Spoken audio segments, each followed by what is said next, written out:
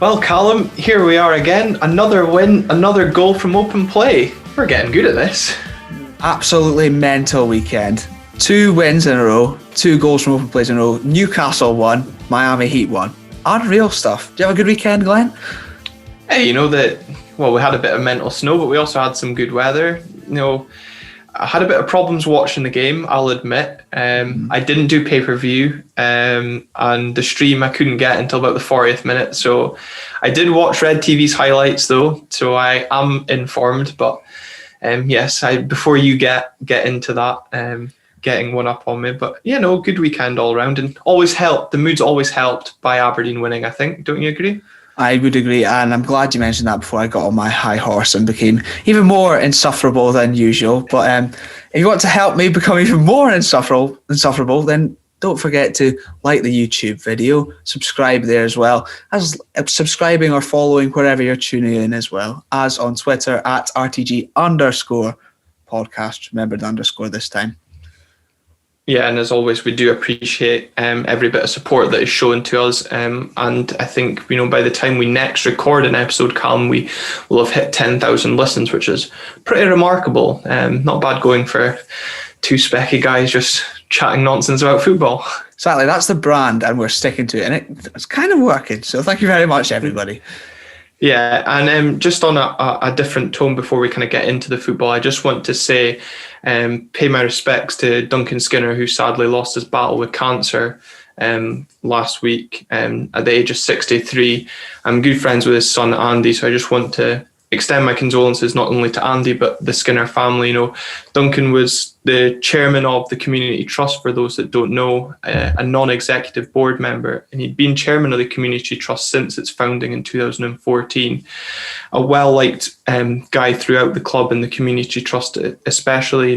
I had a chance to speak to Liz Bowie today, the chief executive, just to run a few ideas past her, and also maybe to help with an future episode of the podcast. But it was quite an emotional chat for her. Obviously it's still all very raw, and the article I read today in the Press and Journal described Duncan as one of the good guys in the community. He was also chairman of Glencraft, the mattress place that offers jobs for the blind and disabled, and he always just had everyone else's best interests at heart and wanting to give back to the community.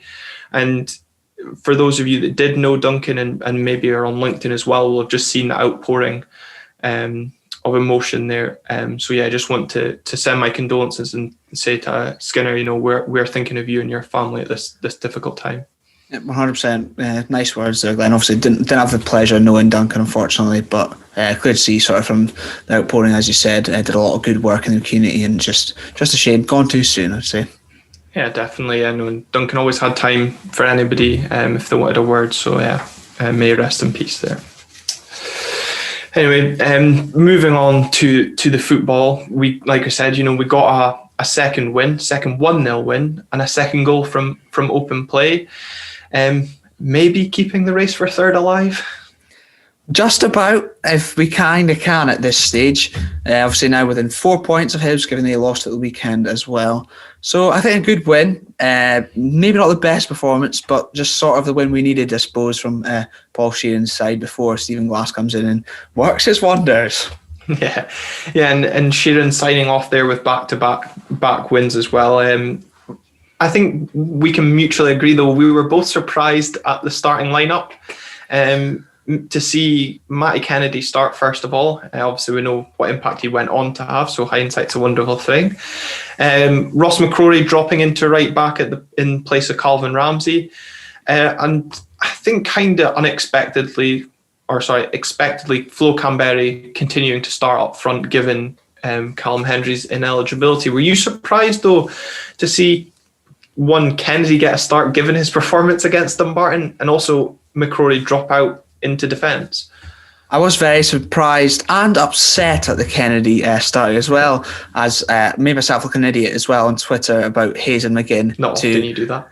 all the time, every single week at this rate, but it's at least it's there for entertainment at this stage. But it was a bit interesting that Kennedy did come in. I thought Ross played well against Dumbarton. Unfortunate not to keep his place. Even more unfortunate was Calvin Ramsey, but I suppose he did go off with that injury. I think it was probably just cramp. But if he's fit enough for the bench, would have liked to have seen him start. But I suppose McCrory did okay there. Yeah, so I haven't seen much of the first half, barring what was on Red TV, but obviously Jack McKenzie coming in at left back seemed to do a solid job. I suppose given Calvin Ramsey dropping to the bench, you touched on there about his injury, but I suppose it's possibly to a degree of protecting these younger players and not wanting to maybe flare up an injury, because he did get a decent amount of game time in the second half. I was actually quite surprised at how early he came on, in particular, given the game was only at 1-0. On Ethan Ross, I agree, it was maybe a surprise given his performance against Dumbarton, but I think he was one of many that faded badly in that second half. And maybe Kennedy was allowed to be pushed further forward, and I think we definitely saw glimpses of his potential in that second half, and maybe he is better suited to being played in a further forward role than what he has experienced more times this season. It's better words out, Glenn. No, I definitely agree with that. He does look better with less defensive responsibility, maybe given a chance to sort of do his thing a little bit more. But just as you touched on him there, Jack McKenzie, another very, very worthwhile mention for him, because I thought he was brilliant again on the left side of the fence there. And that's despite Constantine playing into trouble quite a lot. But he looks very, very confident on the ball, good going forward, as well as being solid defensively, and he's only going to get better with more game time. So glad to see he's keeping his place, and hopefully he'll carry on doing so. Yeah, and I suppose it's also, given the amount of involvement from youth academy players in Saturday's game, it's just a testament not only to the youth academy and what they're producing, but hopefully encouraging signs for getting a manager in who likes to also develop youth and bring them through, that if there's more talent in there, that we might get to see that potentially over the course of the remaining games of the season, but certainly into next season. So exciting times for a lot of people at the club. Yeah, God knows we need it. But going forward, it is sort of it does seem very promising, and it's been a while since. Not a lot of young players have come through in recent times. Not enough. It is good. It is good to see a few coming through now, and hopefully Stephen Glass is the man to sort of nurture that talent. Yeah, and you said it wasn't a great first half from Aberdeen. We didn't have a single shot on goal, so no shots on target either. But St Johnstone didn't half create chances. Chris Kane, probably a gilt-edged chance that he put over the bar, but question marks around whether he was onside or offside from the free kick. But we looked lively defensively to deal with other threats, Glenn Middleton's chance, and you want to highlight Dean Campbell's last-ditch tackle as well, don't you?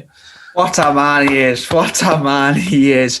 A great last-ditch challenge there. Superb work ethic from Dean to get back there. And after all this slander, I was only too happy to see him do that. And on a whole, I think he played pretty well throughout the whole game. A good performance. But you mentioned it there. Chris Kane's chance there showed the composure that I sort of display at fives. Genuinely woeful. Ballooned it over the bar. And I tell you who would have scored it. Callum Hendry would have buried it. Fact. And what did you said there about Dean Campbell's work ethic and getting back, obviously dealing with criticism that is probably aimed his way after the Dumbarton game. How, overall, how do you feel he affected the tempo of the game? Because people I've seen have commented that the role he plays, he's kind of got to be the kind of dictator in getting our tempo of play up to a sufficient speed, getting that ball moving forward, seeing the passes, which he tends to do quite well, I feel. Do you think he improved that from the week before? I think that is a fair assessment. I think he did look a bit better in there. I thought particularly looked better alongside Just Ferguson. With McCrory at right back, they seemed to work a little bit better, a little bit more room to operate in there. And it was definitely improvement, and hopefully something we can see him build on. It'd be good to see him to be a bit more brave on the ball, forward passes, dictating play, as you say. So fingers crossed, with more time, with more games, he will do that. He'll grow in confidence and build on these sort of performances. Mm-hmm. And we needed something second half to create a spark, to get a goal that would keep any faint hopes of finishing third alive. We saw Fraser Hornby come back into the side at half time for probably an anonymous Flo Canberra. Is that safe to say for in the first half? Yeah, genuinely woeful, and as someone pointed out, wearing gloves and long sleeves in April. Not even, it wasn't even snowing that day, so very, very poor all round. And also, I will mention this: Dean Campbell, short sleeves once again, super, best player in the world. But how disappointing is it for a kind of player that we saw have a lot of potential at Hibs, and kind of fooled us into a false sense of excitement on transfer deadline day? Canberra, apart from a couple of games where he linked up well with Lewis Ferguson's, really flattered to deceive, hasn't he? Yeah, I did get really excited when we signed him on transfer deadline day. Whether that was just because we'd signed a striker that I'd heard of, that was good. But he has flattered to deceive, which is a bit worrying. And sort of both times in the last two games where he's come off, we have looked better for it, which is probably even more of a concern. But on that, Hornby did come on, play 45 minutes, good 45 minutes in the leg. And it was actually, as I said, a good 45 minutes for him. A good 45 minutes for him, but also a good 45 minutes for Aberdeen, because we looked kind of threatening going forward for a rare change. We had someone that was there as a target man up top that could flick the ball on to runners, which we obviously saw resulting in the goal, but also someone that could hold up the ball and bring other players into it as well. And for me, that's kind of the Fraser Hornby I've seen when I've watched Scotland under-21s. The only time we really saw it for him was when he then got injured trying to take his shot on. So, it's good. Hopefully he can get a few more minutes and we can see more of Fraser Hornby throughout the season in the Scottish Cup and obviously the running in the league. More of those luscious locks, please. It'd be good if he could... We had that chance later on with him. If he could start burying those as well, that would be lovely. Going in towards, I keep saying this, going in towards the running. We're running out of time though. That's a problem. We're already running in the run-in. Basically, sprinting. Dawdling, really. Yeah, exactly. What about that chance then? Because I was going to come on to that later, but I suppose we'll talk about it just now. Should he have scored? It was a good ball. I don't think he had a lot to aim at though. Maybe he should have hit the target, but I think that near post was the only place he really could have gone. Xander Clark coming back across. Unfortunately, I would love to have seen the net bulge. It would have been great, but should have hit the target definitely. Scored. We'll see. I say we'll see. Yeah, it's all we missed. He missed, so that's a good one. Yeah, I think he should have definitely hit the target with the header, and I think Steve Tosh was right in commentary there, saying I think he was half expecting Xander Clark to come out and absolutely clobber him. But Possibly. Xander Clark just stood and made himself big, and obviously the ball went into the side netting instead. But good to hear that his appearance on this podcast didn't affect his chances on getting back onto Red TV and Steve Tosh. Oh no, I know. First, I thought he did pretty well as well. Actually, Steve Tosh, quite enjoyed him being on there. Anyone at home, if you're not tuned into the Steve Tosh podcast, feel free. I'll leave a link at the end of the video on the big end screen bit, so you can just click on it and go and watch that after that. But no, I thought he did very well. Very, very fair assessment. It's just good to hear our mate Tosher on there. Yeah, it's good to get some honesty around incidents as well. Earlier in the second half, there was claims for a penalty when Craig Conway handballed from the corner when it was getting cleared. Penalty for you? Not for me. I think soft. I think very soft, and that's not like me. Usually, if it's the other end, they'll be but no, I think soft for me. What about you? What are you thinking? Penalty? Like I said, I had the stream on. I was half paying attention, and when I saw the incident, I was very surprised that there wasn't a lot of appeals coming from the Aberdeen players, but also it's kind of one of those that you've seen given, and I wouldn't have been surprised to see given, because his arm does come out in a way of trying to control the ball. So Yeah, for me, I would have wanted that as a penalty. I think soft, definitely not as much of a penalty as the bloody one on Sean Longstaff. I tell you that much. Him getting kicked in the head. What was that about? Yeah, just as well we don't have VAR, and VAR in Scotland. It'd been interesting to see what that decision would have been given if that had gone to VAR. What a shambles that is. Anyway, I hope we never have enough money to afford it. No, hopefully not. On the goal though, well worked piece of skill. Ball up from McCrory, flick on. By Fraser Hornby, and I thought really good work from Matty Kennedy just to get his body in front of the St Johnstone player to kind of shield and protect the ball before going on a driving run and outside of the foot pass into the path of Johnny Hayes, who does finish it well. Yeah, 2 men I was critical of. You were? 4. Yeah, to you. Thought Matty Kennedy, it was a great ball from him, as you said. It's similar to sort of Alioski of Leeds at the weekend, outside the boot ball there. I was watching all the football this weekend. It was great. But no, and Johnny Hayes, I think he maybe got a little bit lucky. Rooney did get a little touch on it. Yeah. But he still showed the composure, good strength to hold him off in the first place. And good finish. Fair play to Johnny. I mean, I've been one of his critics in recent weeks, but if he does that, I will accept when I'm wrong. Yeah, I did think that on the replay that he definitely got lucky with probably his second touch getting it coming back into his path. But when it comes back into his path, how well he then finishes and just he puts his laces through it, but with enough technique to make sure it's not just blasted at the keeper and that. So yeah, good. And fair play. I think I was in commentary, they said we were nervous towards the end of the game, and you could see that we were definitely a team that is not used to seeing out games because we've not been in the lead for that long in previous games anyway. And obviously that's only our second goal in 11 games. But were you impressed with the way we saw out the game, or causes for concern? A bit stressful towards the end, Glenn. Won't lie. A little bit stressful, getting up a couple of chances. Ali McCann one in particular. Thankfully, Big Joe bailed us out. I'm just glad we did hold out. I'm not saying I was confident that we were going to. I thought we looked a little bit ropey at times, but we got away with it. And I'm just happy that we did. No more complaints from me. Yeah, I think the one sloppy moment we had, obviously the Alan McCann chance as you've referred to, but the real one that I think St Johnstone will be kicking themselves for was when Sean Rooney hit the post. Conor McLennan, a heavy touch, giving the ball away, and the ball going straight down that side of the pitch and whipped in. And I think if you watch one of the replays, I don't know what Considine is doing when the ball is whipped in. He just bows, and the ball flies over his head.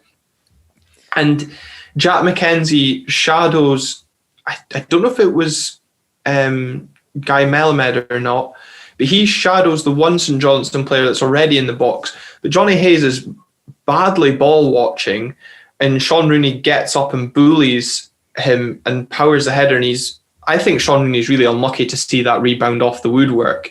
But so's Johnny Hayes, because that's a really poor defensive lapse. I mean, Rooney against Hayes in the air is not really a contest. No. But just disappointing that if we did concede from that was down to just us switching off. Essentially, yeah. I'm first of all going to look forward to watching back you bowing. Brilliant, can't wait for that. Anyone listening, and recommend you go and check out the YouTube video just to see that alone. Yeah, especially with the spotlight going to be on my massive forehead. Just as well I hadn't shaved my head before this, so it'd have been a big glare. Exactly. But I think you are right. We got away with it, I think, just about there. That was sort of one where you look at it and it's Sean Rooney definitely wanted it more, didn't he? Very, very unfortunate. But, you make your own luck, don't you now? Yeah.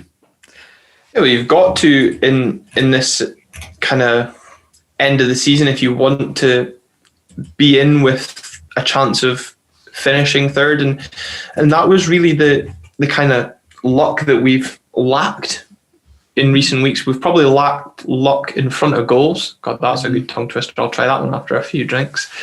But, fair play to Paul Sheerin and the team. We adjusted, we went 1-0 up, and we saw it out, and we're still there.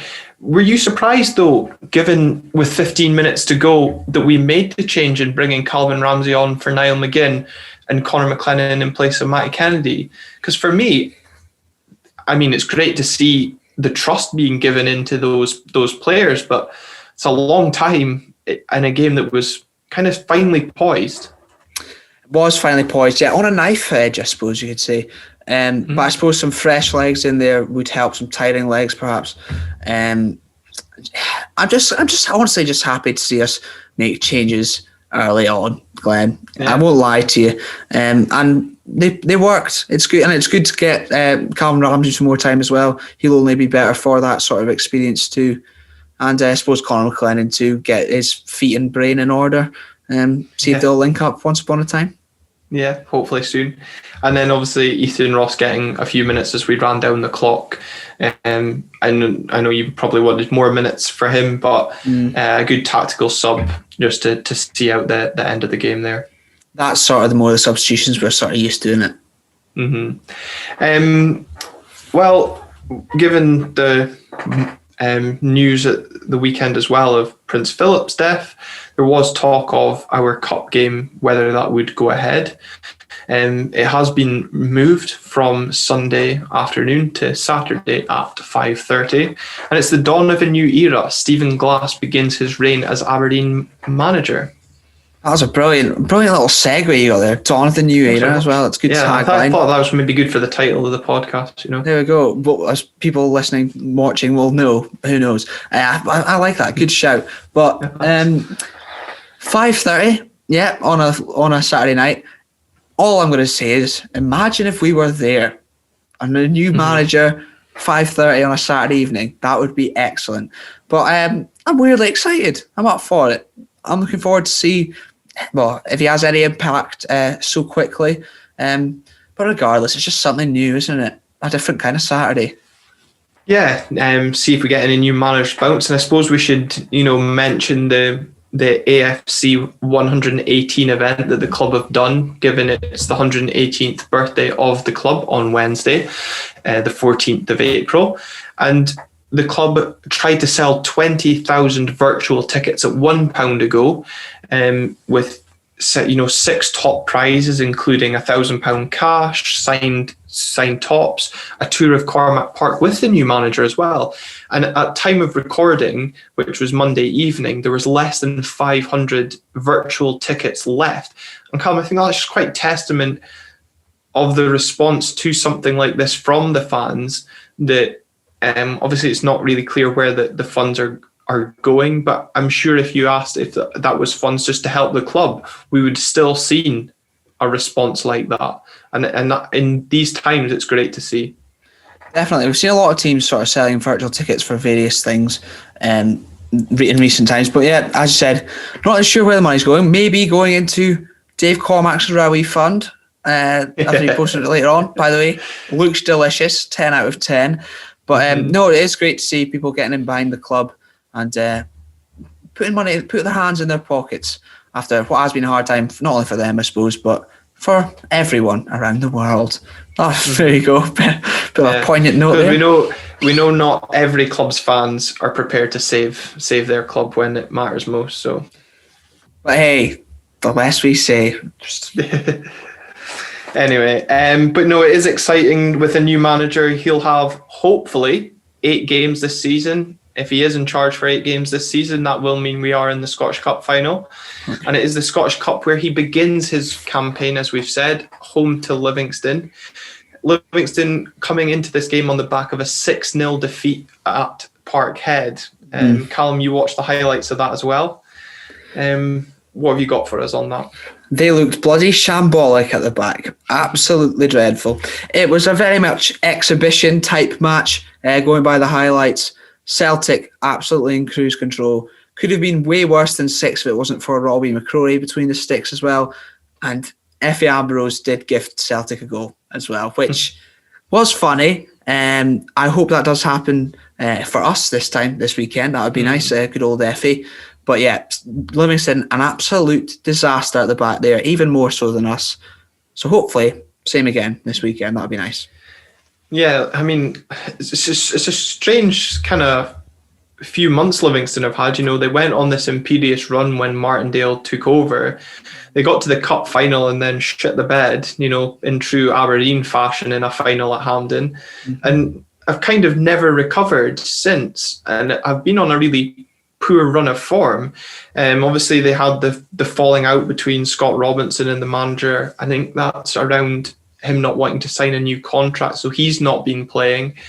And, they've been finding goals hard to come from. We know all about that. But defensively, a team that is kind of known for being defensively solid are suddenly leaking goals.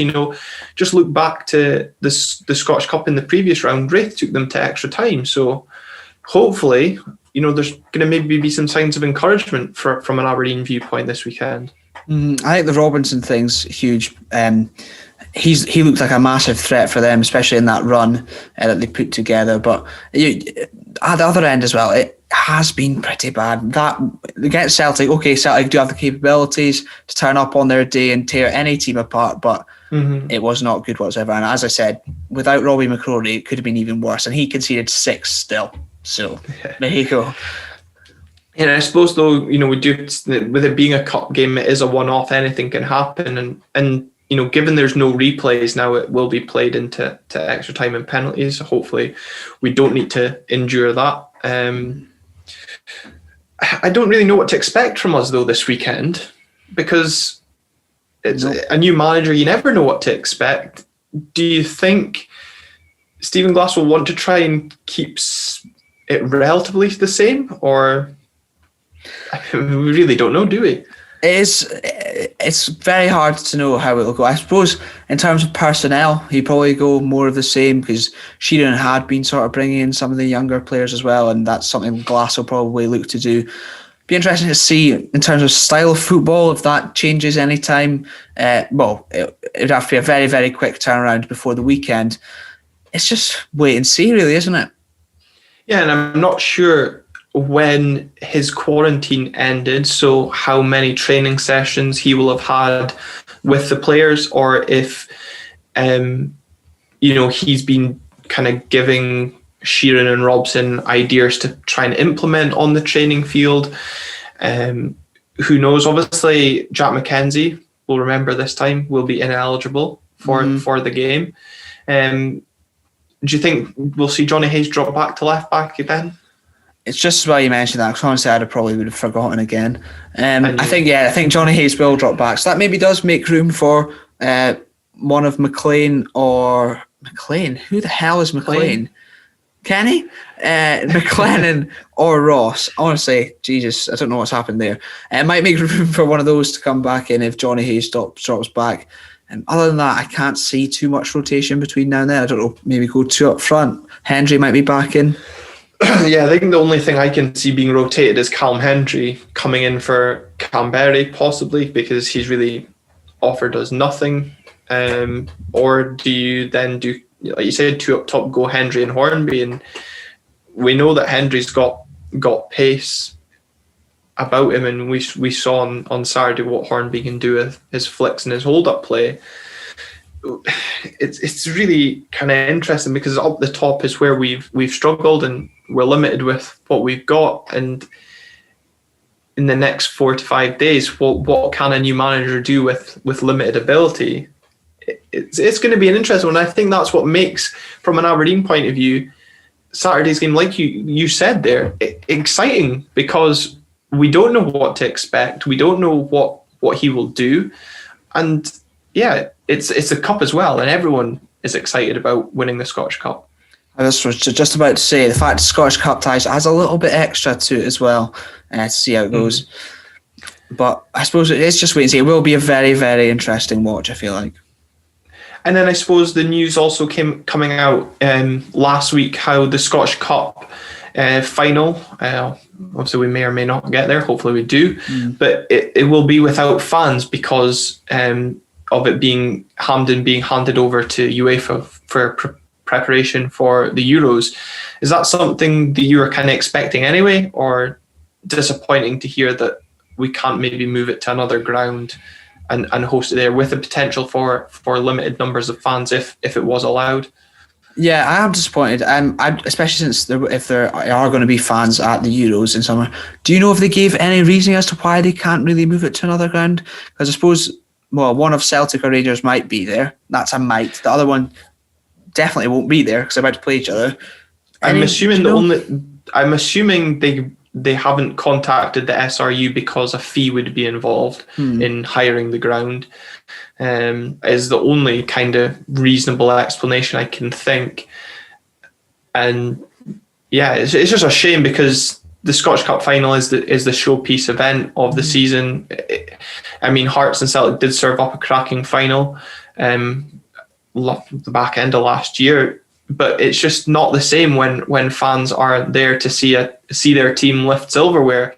And for me, you know, if we got to the Scottish Cup final, it would be an achievement in itself. But I really don't know how much I could enjoy the day knowing that I wouldn't be there to see it. I think obviously it wouldn't be the same if we were there.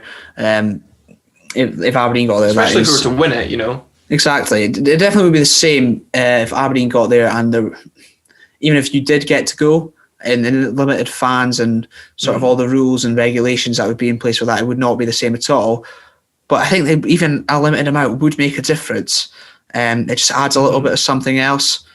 So it is very, very disappointing in that case. But I suppose it's just taking everything by ear and see what happens. It might change between now and then. Who knows? I suppose. Mm-hmm.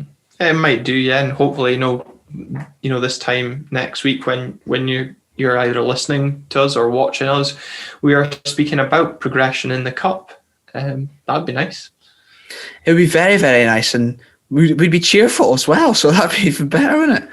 I know it would be a surprising hat trick, and we've, like I said at the start, nearing 10,000 listens. We've got another former player lined up. God, that's next week. We're doing that. Time flies when you're having fun. I know. I'm looking forward to that. What's it called? Caught up on us. I don't know what the word is. Sprang up on us. That's it. That'll be a good one, and it'll be something to get out. We might even save that one till the end of the season, to kind of keep you up to date with some Don's content during the Euros, if you're wanting, before hopefully our European campaign gets underway as well. And if you are interested in hearing more about the Community Trust, why don't you comment on the YouTube video or give us a tweet, as Calum said, at @RTG_podcast. Let us know, and that's something we're definitely keen to explore and do, to kind of find out a bit more about what they do, who they help, because maybe not everybody does know about it, and it's good to let them tell us their story as well. Definitely, I think it'd be interesting for even me to find out a little bit more about it. But whilst you're letting us know in the comments down below as well, don't forget to leave a like on the video, subscribe as well as following us wherever you're listening into. And thank you very, very much for doing that, listening and watching.